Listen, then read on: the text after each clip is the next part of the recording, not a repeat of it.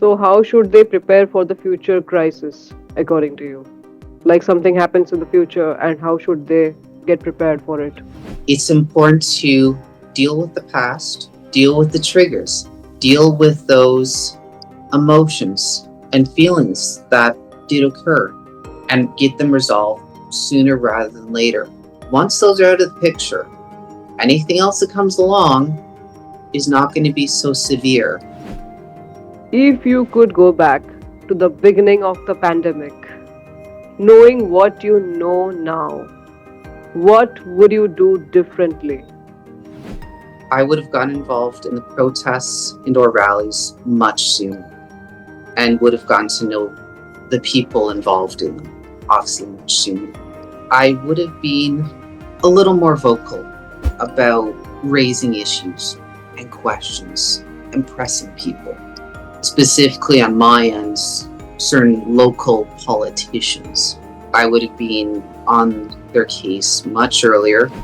Curious about how COVID 19 has been researched and understood? Welcome to the season 2 of the Blaze Goldburst show. I am your host, Blaze Goldburst, where we feature authors, entrepreneurs, and people with great potential. Today, we have Joel Thomas, author of The Pursuit and Power of a Discerning Mindset, who will share his insights on the pandemic through his extensive research and thought provoking perspectives. Let's dive into his valuable insights together.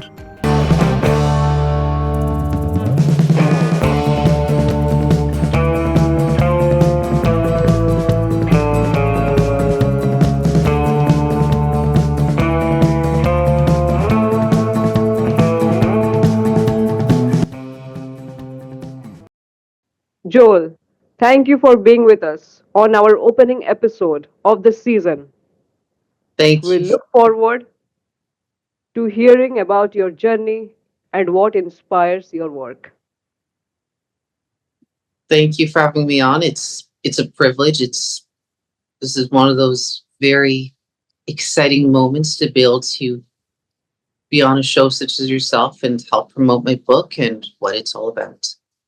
So let's get started on the questions. What inspired you to write this book, The Pursuit and Power of a Discerning Mindset, based on COVID 19? This book is a very unique book. It's very special to me. The best way I can describe it, it's a very necessary sequel to the second book, which I wrote, Searching for the Truth, My Journey Through COVID-19, which in that book, I can only go so far with the thoughts. And after a while, I just knew I had to go further than I could imagine going. And as a result, this third book came about, and the additional topics were very, very good to explore, help to explain, and help to understand in understanding COVID. Okay, so my next question to you would be, can you share a pivotal moment during your research that reshaped your understanding of the pandemic? Absolutely. So during the writing of this book, I was going through one of my binders out of the many, many binders I have. Believe me, I collected too many documents, but that's neither here nor there at the second. I came across one article from a particular date relating to a local university. And in it, there were some professors, three more specifically, who were raising some questions and concerns about policies at their respective university. And I decided to contact the three professors just blindly. I didn't know if I'd get a response, and I got a response from one of them. And after talking to this guy for some time, meeting up with them, etc., I was able to go through a lot of the documents he had collected, including his own back and forth emails with administration. And the many documents were actually really, really interesting in not necessarily the best of ways, because it just showed how ugly the university got, but the point being the important role that academia really served, and especially how academia should have been one of the main organizations, if you will, or institutions that should have realized something was wrong. What went wrong, according to you? Academia, in terms of educational sense, is the lack of terms Mount Everest of learning. You can't really go any higher, and when you're in it, you are at the peak with, let's say, 10% of the population, which is an achievement on its own. Therefore, being in this, you have access to so much more information and knowledge base than the average individual who certainly by no means in their lifetime could even potentially reach that pinnacle of learning. So that's why I say academia had a very, very prime opportunity to say, no, this is wrong. This does not make any sense at all. So, what were or have been your experiences regarding COVID up to this point? My journey has been interestingly different up to this point, up to this book. So after things had started to pick up in 2020 sometime, when the news slowly got up to the point of pushing fear before it really hit its prime, in my opinion, I was involved in a local group about in around 40 minutes away from me, 45 minutes away. And they met every Saturday in a park. And it was a very peaceful protest and or rally, whatever you want to call it. And that group was willing to hand out information, engage with people. And if people wanted to ask questions, people could ask questions. Unfortunately, many people didn't want to ask questions, well, not be so kind of individuals. There was also a group I was part of that actually also made the news, a church that was defying orders, and the coverage it received wasn't so kind. But it was a very good experience to also see a group standing up and seeing the reactions from different people and even the police, which is its own story, believe me. And even being involved in local protest within 2021 and being part of trying to help someone in a legal case to potentially keep their job, or just that was a whole nother matter. But anyways, I'm not going to go into too much of that specific example, but I've had a few experiences that have been really, really good. So, what are your thoughts regarding those who have faced repercussions due to their contrary views on the pandemic? It's important to note that we live, at least I live in the Western world. And the Western world is based on some very good founding principles, including that of freedom of speech, freedom of the press, freedom of conscience, to name a few. And especially with freedom of speech in mind, last I checked, I didn't live in a totalitarian country. Last I checked, though sometimes perhaps it feels like it's a little bit of it. But that's another matter for another day once again. Freedom of speech is important when people need to speak up. That's just a given. I might not agree with someone on any particular view, but it doesn't mean I shut someone down. It simply means I agree to disagree. That is civil society in a nutshell. We all have to get along, even though we can say, I don't like your view. That's fine. Not a problem. Opinions are a dime a dozen. And the repercussions, no. You don't, if you want to disagree with someone, just talk with someone, engage with someone, understand where they're coming from. If you don't do that, that's where the problems occur, and that's where the problems will get worse. And that is what happened when people were told to essentially shut up. That it's putting it harshly, but it's unfortunately true. So, do you believe the voices were shut down in your Abs- country? Absolutely. There were many people, and this included politicians, MPs, and MPPs who wanted to question, who did question, but whose questioning views were not appreciated by so many others who just want to follow along with what was being told. So, do you believe that media sensationalism amplified public fear? And if so, how? It absolutely did.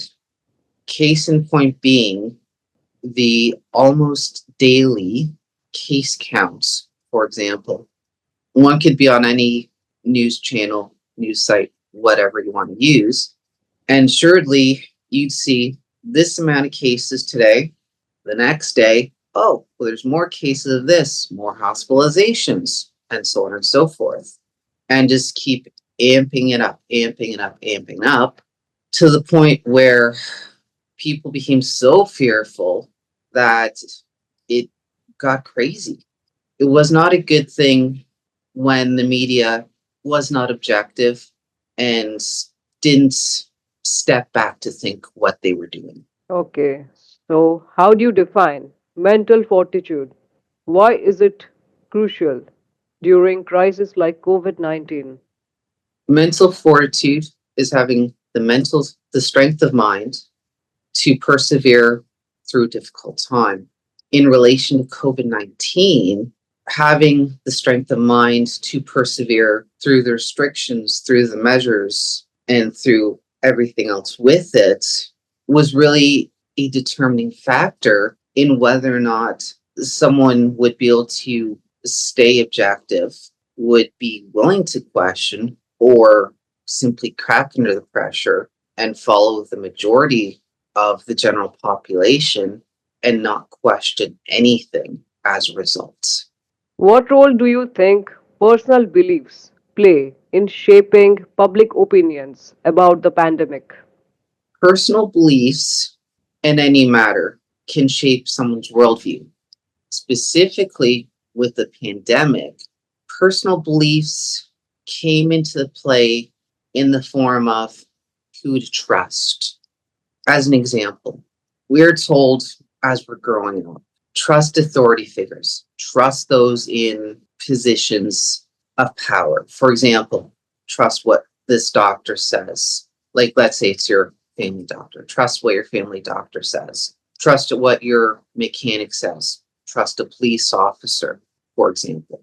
So, for me, looking back at it, people were just trusting people too much. And that is where a lot of the problems came from.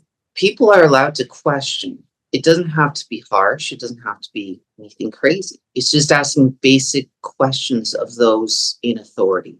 And that was lacking, and people just simply blindly follow what people have been taught over the years. Just trust authority, no questions asked. When it comes to public debates surrounding vaccination and pandemic responses, how do you believe logical fallacies have shaped them?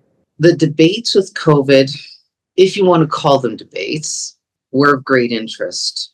And specifically, the debates, if you will, really showed the ugliness of human nature. There are many times, at least that I can recall, I could certainly find more, but The cases involved that of name calling, character assassination, misrepresentations of positions were really the common debate tactics. I really wouldn't honestly say that there were honest, good, intelligent debates that really existed. If there were, they were few and far between. As a result, what people saw, again, a lot of name calling, a lot of labels given. And that doesn't help anyone. That does not help the debates progress towards some resolve. So you agree that people were mistreated?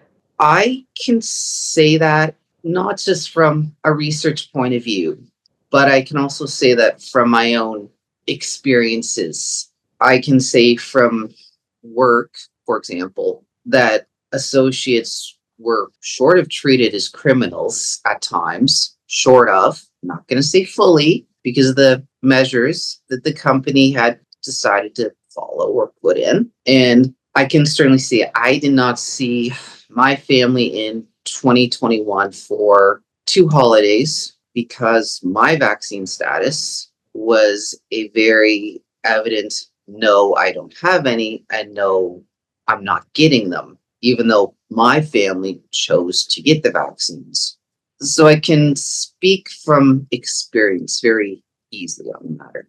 Okay. Can you elaborate on psychological warfare as a tool during the pandemic, as mentioned in your book? Right. Psychological warfare, from all the research that I was able to do and just thinking about all the events that have occurred, was a very real thing. It was, if one were to step back, think about what the media was presenting as a narrative and look at the actions and results on people and such things, all right? You could see mind games were being played on individuals to do this and to do that. If you don't do this, this is the consequence. But if you do this, this is the reward. This was the essence of psychological warfare as a tool during COVID-19. It's another way of thinking about it, pardon me, is if you recall the saying about the mouse in a controlled maze, and the mouse has to find the piece of cheese. If the mouse finds a piece of cheese, at the end, that's its reward. But if the mouse does something wrong, then there's going to be punishment until otherwise. Can you give more examples of the mind games being played during the time? Like any real life experience of a mind game? No, that's fair enough. So the one thing I would say, and is this was absolutely one of the big deals, was gaslighting of people. Specifically, when it came to, for example, the unvaxxed versus the vaxxed, in which it was generally propagated throughout the media that the unvaccinated were short of evil, terrible people, spreaders of the plague, for all we know. And these people have got to get the vaccine. Hell or high water, pardon the term, but it's true. But the vaccinated are safe, are reasonable people, are intelligent, amongst many other things. But then why is it that the unvaccinated are threatening the vaccinated? This doesn't add up. Hence, gaslighting being a really important mind game to always understand in any difficult situation, especially COVID. How do you think financial stress related to COVID 19 has impacted individuals' physical and mental health? So, when it comes to financial stress, that is a really big deal because this is when obviously you can work through it really well, try and do step by step and get through each day. or people can hit the point of getting into a very difficult mindset, and it's every choice becomes that of life or death, depending on the situation, of course. Now, mental health and physical health are very much interconnected. Mental health is especially important because that's where we have to make really good decisions, which will then therefore affect and manifest into physical reality and or decisions at the end of the day in terms of what people do. That's why that really is important. Both are connected and both need to be strong, and if one is weak, the other will ultimately fail. So, what lessons can we learn from the pandemic about the importance of financial planning for healthcare emergencies? It is important to both have money set aside, extra money set aside just in case, because no one knows what can happen in a week, in the month ahead. No one can predict the future. The second point being that it's important to invest in one's health as a preventative measure. So when these issues do come up, there's not so much fear about what could happen to you as a person, health wise, knowing that you've at least made an effort to take care of yourself. Okay, it is hard to fathom the complete financial cost of COVID. In saying this, what were some important takeaways regarding spending of dollars in your country of Canada? Canada, like many countries, spent millions upon millions of dollars through COVID. I could not tell you the exact amount, and it's just that's just a whole nother matter to even delve into, but that's neither here nor there. One specific example that stood out to me involved May 4th of 2020. During this time, basically what happened, there were a bunch of countries coming together, contributing towards a fund that would essentially help in the development of a vaccine for COVID. That was the gist of it. Now, Canada at that time had promised an astounding $850 million towards this fund. That is a lot of money. That is a lot of a budget, putting into a perspective. Most importantly, $850 million is a very huge justification to even say, yes, we can do this without absolute question. But I digress. On May 4th, 2020, out of the total population of Canada, between cases and deaths combined, there were only 0.16% overall between both. 0.16%, not even 1%, less than 1%. And the government spent $850 million on a vaccine. When, where was the emergency? What does the data show? That money will never be returned. To get that back in taxes will take years upon years. There are many other examples, but this one really stood out, at least for my end. Okay. How do you view the role of social media in shaping the COVID 19 narrative both positively and negatively? Social media during COVID was a mixed bag. And by mixed bag, I will clarify that. Depending on what side of the fence you're on, it really determines your standing on social media. There were people who would, for example, go along with everything, who would believe everything that, for example, World Health Organization would say.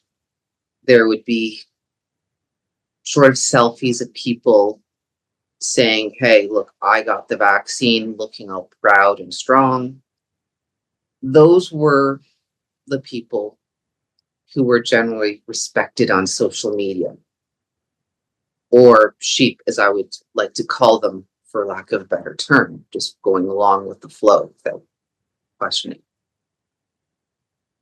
Then again, there are people who disagreed, who were very brave in posting controversial articles, contrary articles, views, etc. And those people specifically were at least starting to get banned on Facebook or YouTube. For example, on YouTube, there were many channels that would question, fair enough, no problem, but then would get struck down by YouTube for disobeying community guidelines. For speaking against vaccination? Correct. Or other matters relating to COVID. YouTube would shut them down, citing community guidelines, which was absolutely insane. Facebook, during this time, started, it might have been before this, but I'm pretty sure it was during COVID, in which fact checking became the norm, in which somehow some potential third party or other people knew better, and all these other people stating these opinions were absolutely wrong somehow again. And that's where social media went crazy. There was actually an article, I've got it up on the screen beside me here. I'll just read the headline, what it is.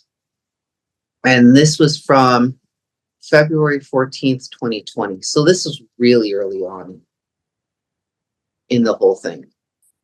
Facebook, Amazon, Google, and more met with World Health Organization, or WHO, to figure out how to stop coronavirus misinformation.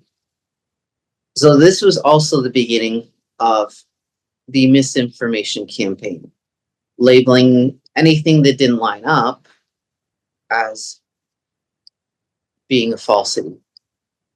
So, according to you, the famous people were pro vaccine. Most people, I'm going to say most people, were for the vaccine, for measures, for restrictions. It was a small percentage of the population that were against and were questioning actively. Yes. Okay. On a local level, how would you describe the media and its representations of people, both for and against the narrative? Similar to the national level or international level, the local coverage of protests was generally unfavorable. And there was, as I'd mentioned earlier, there were at least 3 that I was part of. The one that sticks out in my mind was in 2021, I believe it was April. And even before the event was bound to happen, in around a week before, give or take, the local newspaper had done up an article, fair enough.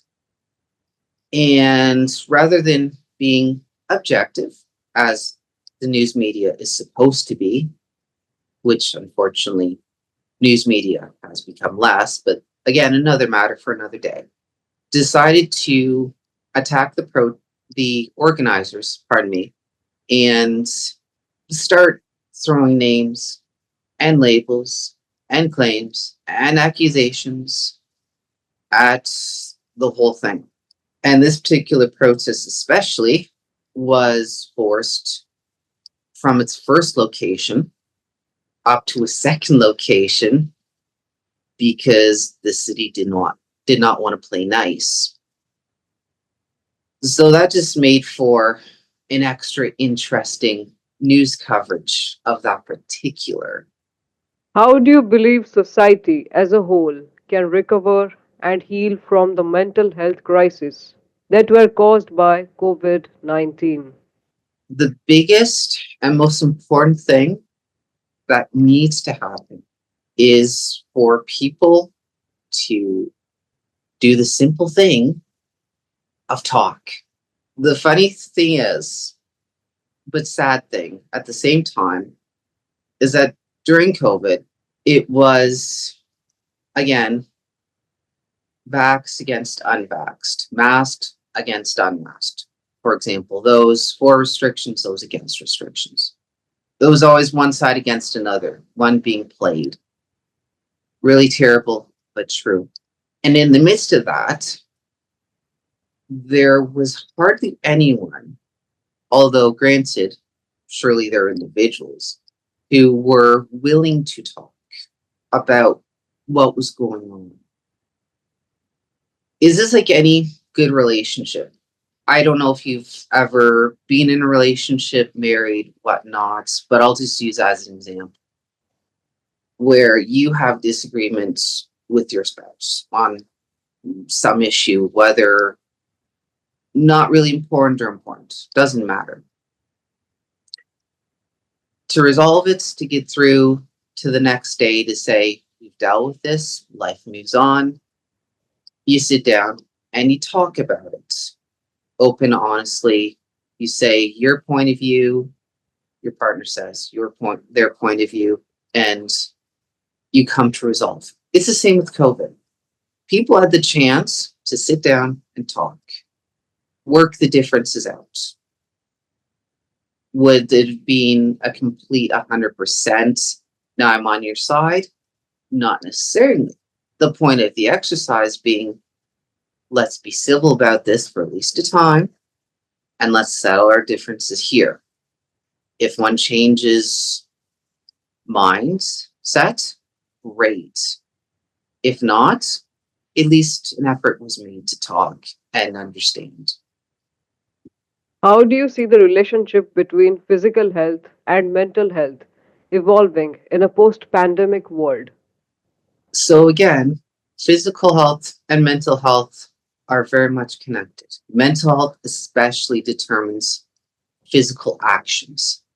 In saying this, it's important that people who are still fearful of what happened in the past, they still have the triggers in their minds of if there's a case, if there's an illness, if there's something going around, that I'm going to do this, that being the physical reaction. Okay? That's the problem that can still easily occur. A lot of people have not necessarily dealt with the mental triggers. A lot of people have certainly forget about the past, but not deal with the past. And when one does not deal with the past is bound to come back very easily in the wrong situation. And when it does, the cycle begins again. And that's where the issues unfortunately start up.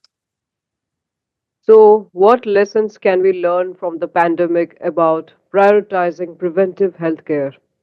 Preventative healthcare is an important in daily life, not just pandemic thing. Daily life, if you can, for example, get enough sleep, if you can exercise, if you can eat decently well, all right? Those three basic things, you're doing pretty good to contribute towards better health on your end, at least, which then on the healthcare end, you don't add so much to the weighting down of the system, i.e., a hospital visits or surgeries or treatments and so on and so forth. And too many people, even before the pandemic, did not take care of themselves really well. A lot of people during COVID had comorbidities in which there were pre-existing conditions which affected one's susceptibility to illness, for example. For example, if someone was overweight or had an already existing condition which could be dealt with, those are just two examples. Preventative healthcare keeps a healthcare system lean. It keeps a population healthy, but it also makes it easier to deal with any illness going around. You feel a lot more secure and not so afraid. So, what mistakes do you believe when shaping public policies surrounding COVID 19? The biggest mistakes made, unfortunately, involved knee jerk reactions in policies. There were certain individuals in power, many individuals in power, really, especially if you go national level or international level, that thought a little thing meant a big thing. For example, you could have X amount of cases, which was then unfortunately translated into, oh no, now we're in trouble. Or, oh no, we have all these cases of COVID. We're saying they're COVID, but we're not confirming they're COVID. And I'll explain that point here very promptly. There's something called differential diagnosis. It is one of the most important chapters in the book, and I was absolutely grateful to find the material for it. Differential diagnosis is basically if you have X symptom, you could have potential Y illness or illnesses. Looking at, for example, one of the common symptoms of COVID being a cough. Now, any person, average citizen, could say a cough could be, you could just have dry throat, you could be getting over something, or a multitude of other options, all right? But instead, if you had a cough, especially at my workplace, in which you had a cough, you were told, oh, well, you might have COVID. And it was really sad because, again, a cough, for example, could mean anything. But no one really thought about it at the time, or at least not as many people truly thought about what one symptom meant in the bigger scheme of things, not just a microcosm view. Okay, so vaccination has always been a hot topic. Most certainly, COVID brought the issue to the forefront. What was your take on the vaccine? Would you consider yourself an anti vaxxer? My take on the vaccine is that it was not a necessary thing. Again, it's important to look at the raw data, the numbers, and not go off an emotional decision. Those just lead to disaster. I've certainly done a few, and I'm sure people in general have many bad emotional decisions that were made for some other reason. But nonetheless, in terms of am I an anti vaxxer? It depends how you define anti vaxxer. And I will clarify this because it's really important to understand the meaning of anti. During COVID, especially, the term anti was thrown around very, very easily as if it was just going out of fashion. It was pretty rampant. People who were even just slightly questioning, perhaps slightly against for their own reasons, nothing crazy, were very easily considered anti vax. There wasn't really a strict definition given by the accusers. It was if it was just mud being thrown around, to put it really mildly. That's about it. You didn't have vaccine, you weren't getting it, you were an anti-vaxxer, just as such, which is unfair. But getting back to the definition here, part of the book involved word searches. And one of those particular word searches involved a word origin search. And looking at the word anti, it's a really good word. It's a really interesting word. Essentially means opposite, against, or opposed to. That's the very nutshell definition of anti. And there are many people who are opposite, against, or opposed to the vaccine for many reasons, whether it be religious reasons or medical or who knows what. But again, it's neither here nor there at this moment in time. For me, I was against it because it didn't make sense. Being a researcher, I had a different perspective from other people. And that being, I was forcing myself to look through a lot of documents at the time. And there was a lot of fear being peddled. And I do mean a lot of fear. Again, almost every day you'd see case counts and everything in between.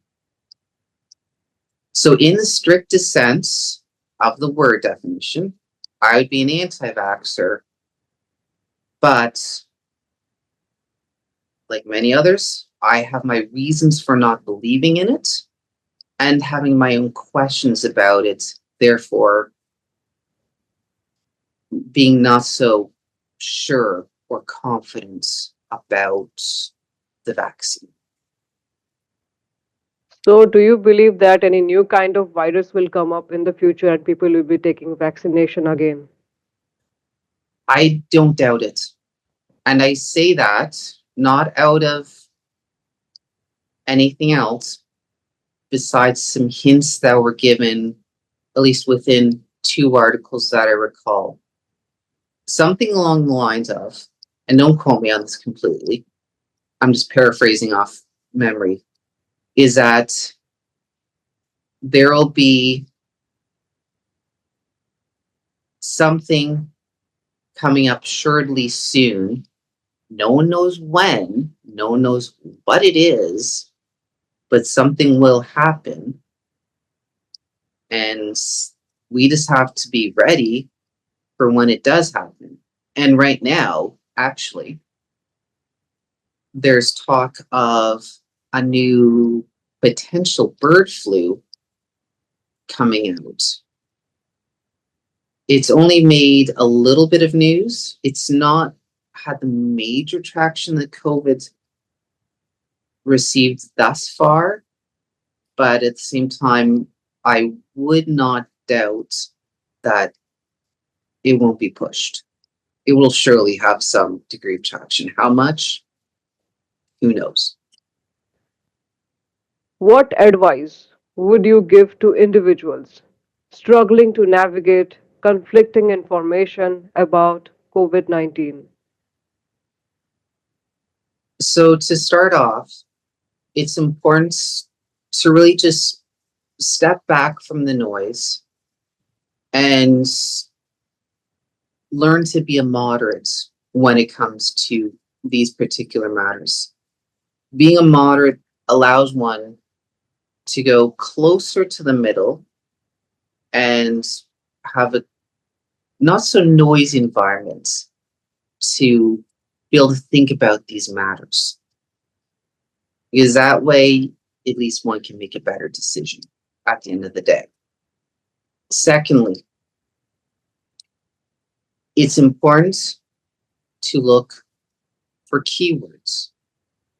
Going back to the word searches, a really, really important aspect through this book, in which there were speculative words and non-speculative words. Speculative being could and might, should, could and might, for example, versus non-speculative, such as will. There's a very clear difference, and both convey a very different, complete message at the end of the day. And the last point is that one has to look where the information is coming from. Are you going from, let's say, a singular source, or are you going from multiple sources? And this, in terms of analysis, is really important. And this is something, when I started my binder collection, I had to do, which is go from, let's say, 1 to 6 different sources, just to have a cross section. And that cross section allowed me to see a lot of the different viewpoints that were really being played out. So whether you go from a left source to a middle to a right, one can see the differences in what's trying to be conveyed. And that's why, again, it's important. Read from multiple sources, engage what each source is saying. Look at the words that are being used. Look at the emotions that are trying to be conveyed to you, the reader. If the average person can understand that, that person can gain that much more media literacy, and that is very, very important in these days when you have fact checkers and everything else in between saying, listen to us, believe us, trust us. And are you supposed to? Can you? So, what is the single most important message you hope readers take away from your book? The most important message is that you do not have to be a quote unquote expert to have an understanding on a subject matter. It can be any subject matter. Just pick any random subject. Anyone can delve into it, have an idea what it's about, ask the questions, gain an understanding, and draw their own conclusions. You do not have to have letters behind your name. You do not have to have a doctorate. You do not have to have anything special. That's the beautiful thing about learning and information.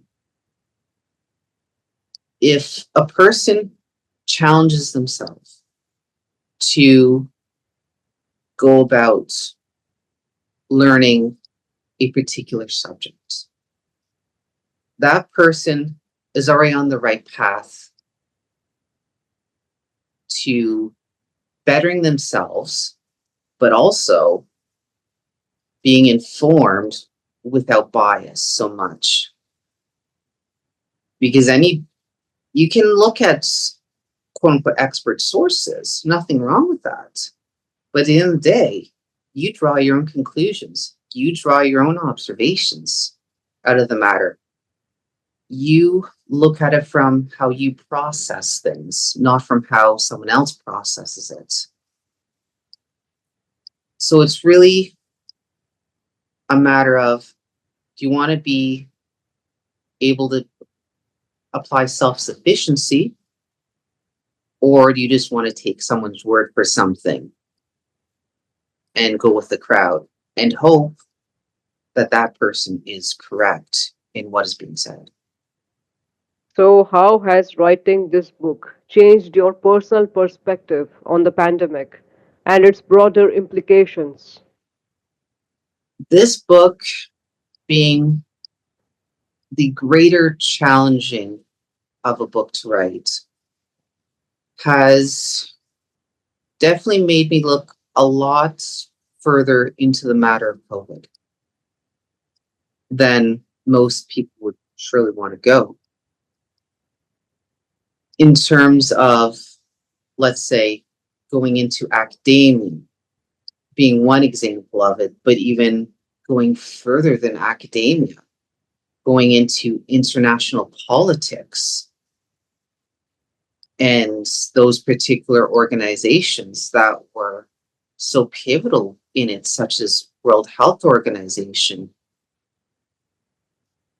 That's been the real reward, is being able to really dig deep and being able to retain that knowledge and certainly apply it as needed.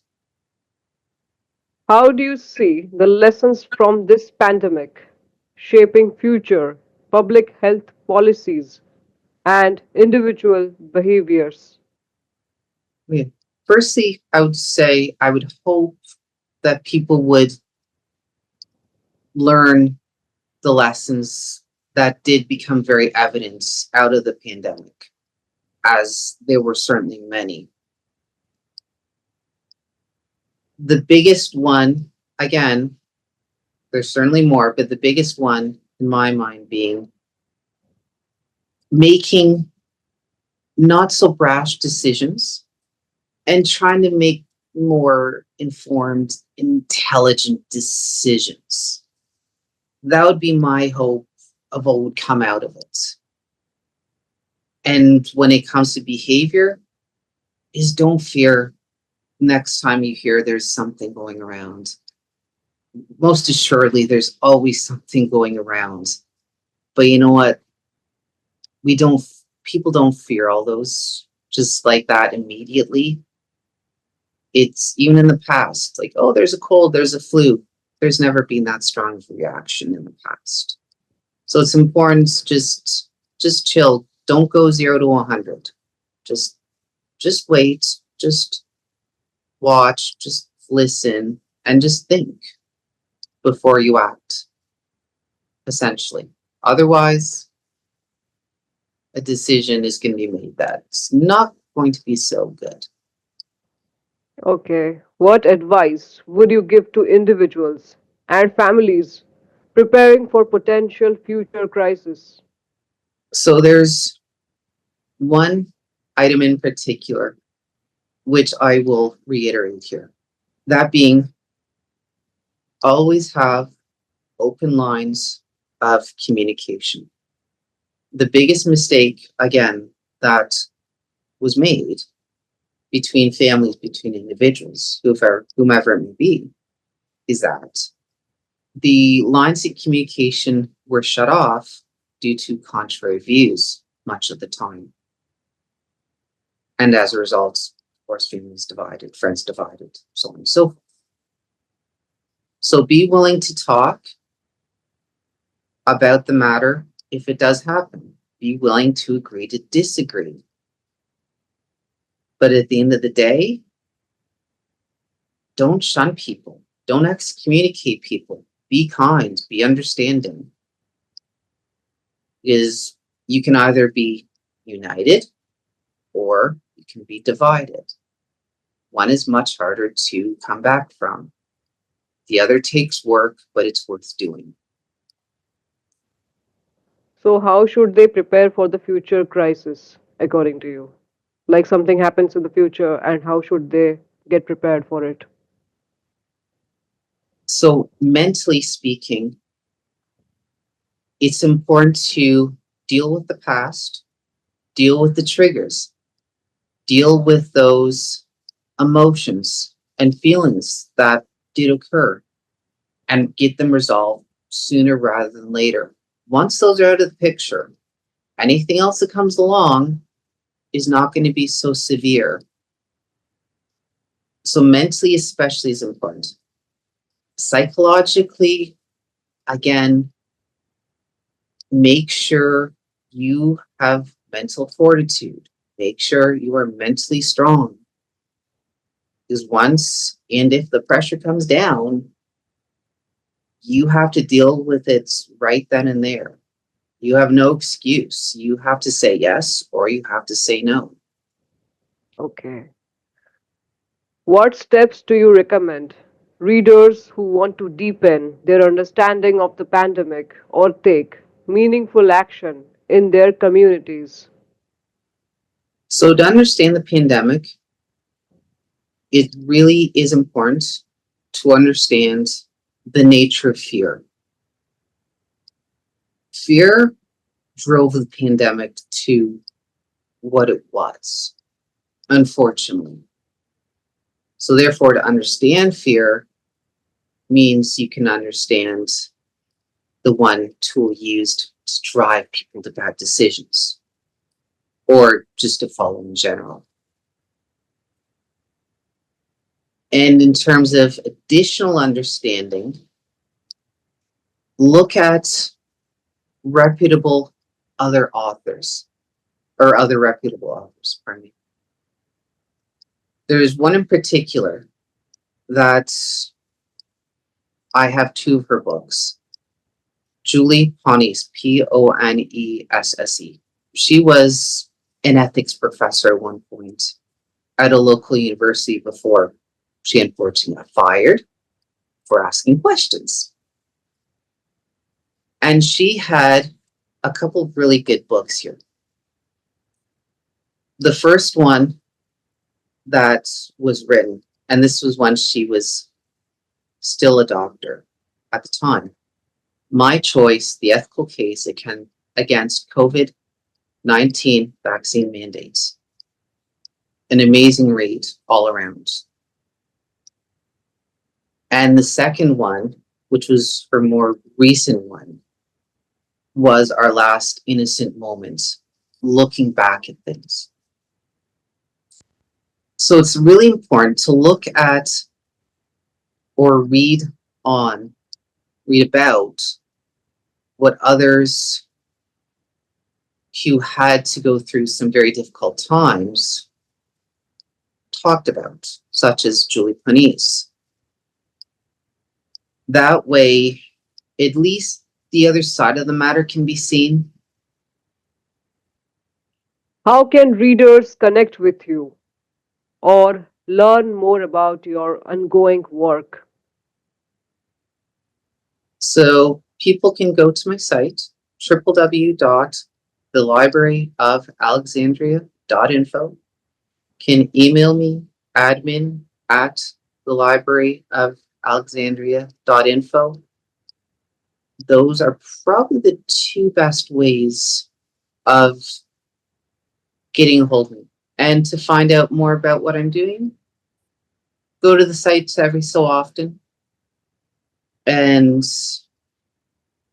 just see what updates are being posted there and just check out what I've got. How do you envision the conversations sparked by your book contributing to global discussions about health, resilience, and preparedness? My book or my points of view are a microcosm when compared to certainly everything else, to everyone else who's searched. They're more experienced searchers and writers, etc., than myself. What I contribute, I would hope would add to the story, add to the experiences. And for me, that would be enough. Just to feel like what I did made a difference in this aspect of a situation or someone appreciated this point of view of it. Actually, I can give an example. There was a lot of, with all the research I did, there was a group of people, a group of citizens who came together, who formed an inquiry. That inquiry was the National Citizens Inquiry. And this was a Canadian thing in which there were meetings in most of the provinces and territories, minus one or two, give or take, of course, in which witnesses were called and were allowed to talk freely about what happened, whether they got fired or were discriminated, etc., etc., etc. It was really quite thorough. It didn't get as much coverage as it ought to have, and some of the coverage it did get was really negative, which was really sad because it was such a good thing. But the National Citizens Inquiry, at least if you're in Canada, is one of those greatest resources ever. It's a really long read, but it's worth going through. But the videos also exist, and that would deepen anyone's understanding, again, within Canada. If there's one thing you'd like history to remember about the COVID 19 era, what would it be? The main thing to remember about the COVID-19 era is how badly people fell into the trap of hysteria, of just believing everything without question, without thinking, without stepping back. That is the biggest mistake that was made. If you could go back to the beginning of the pandemic, knowing what you know now, what would you do differently? That is a really good question, but an important question that I've had to think about a few times, and certainly how to answer even before now. So thank you. If going back to 2020, I would say two things. The first one being I would have gotten involved in the protests and or rallies much sooner and would have gotten to know the people involved in them, obviously much sooner. That's definitely the first. The second thing is I would have been a little more vocal about raising issues and questions and pressing people, specifically on my end, certain local politicians. I would have been on their case much earlier and inquiring a little more. But I'm doing that stuff now. So, you know what? Past may not have worked out, but the future can also work out, even when things don't seem like you don't know about. So now we are going to touch the final question. What are your hopes for how this book will influence future generations' understanding of crises like COVID 19? So this book out of is one out of many, many books, surely on the topic. I would hope that my book would offer a different view points from which one could look at. And that different viewpoint would make people think about decisions that they made or thoughts that were considered and see if what I'd said makes sense. Because at the end of the day, again, I'm one person out of how many people who've written the topic, a very oversaturated topic at best. I can only speak from my own experiences, and perhaps it does resonate with people. And if it does, I'm absolutely forever grateful, because what I have to say matters, and not everyone thinks the same. As we wrap up this episode of the Blaze Goldberg Show, I want to extend my heartfelt thanks to Joel Thomas for joining me and sharing his insights. It's been a pleasure learning about your journey and the inspirations that drive your work. Thank you for having me on again. I very much appreciate it, and being able to talk to your audience, and hopefully your audience will take away a lot of what was said and really look at their own past with COVID and ask some basic questions about actions on their ends, which were taken, and hopefully, most certainly, come to a resolve if there are still those regrets at times. Thank you for joining the interview. That wraps up to the enlightening episode of the Blaze Goldburst Show. I am your host, Blaze Goldburst. A huge thank you to Joel Thomas for sharing his valuable insights from the pursuit and power of a discerning mindset. His deep dive into the complexities of COVID-19 research has given us a lot to ponder.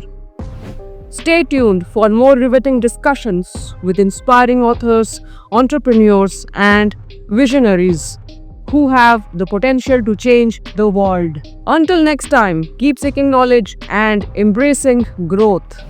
Let's continue to learn, share, and elevate together. If you are new to this channel, like, share, and subscribe, and share more valuable insights from this video. See you next time.